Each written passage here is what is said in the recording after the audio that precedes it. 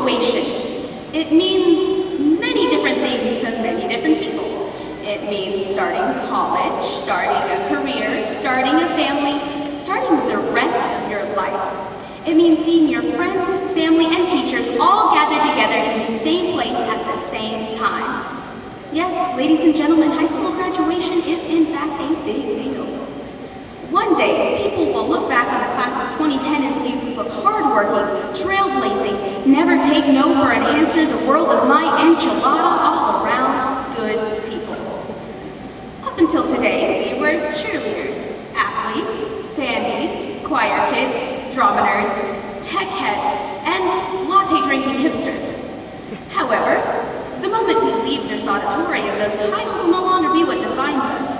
Instead, we'll become doctors, lawyers, bakers, comedians, chefs, sheriffs, firefighters, comedians, fathers, mothers, teachers, and, dare I say it, comedians?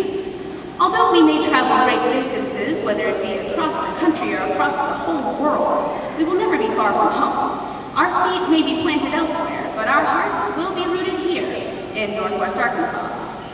Junior year, I was given the opportunity to leave Bentonville, where I instead became enrolled in Chicago Public Schools.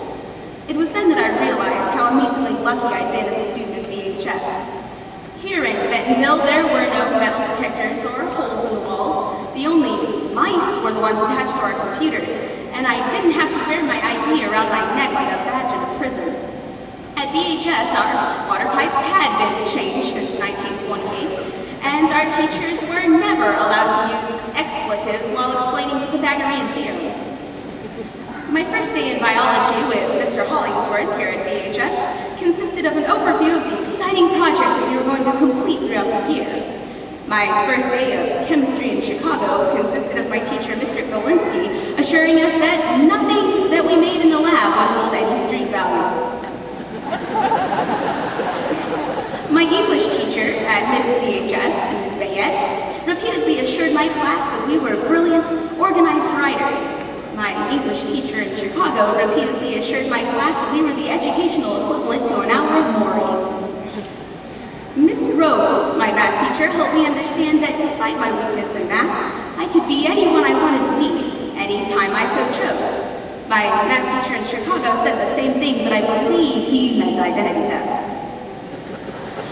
I can tell you from personal experience, my friends, that indeed we have been very, very blessed. Now, I want you to take a moment to look back at how far we've come. From pre-kindergarten to pre-algebra, from maths and seminar to, oops, sorry, Mr. Chapman. We've all dated each other, and some of us have realized very quickly that we were better off just friends. We were the first freshman class in the new building and the last freshman class to use the animal book in biology. We survived the swine flu. I believe that in itself deserves a diploma. But most importantly, we've learned a few life lessons. A wise man once proudly announced that Bentonville was a blue ribbon school. That wise man was no other than former Principal Obi-Wan Jacoby himself. Mr. Jacoby also taught us that, along with the importance of test scores, a blue ribbon school knows how to represent itself as a student body. Since then, Mr. Jacoby has moved on to other things.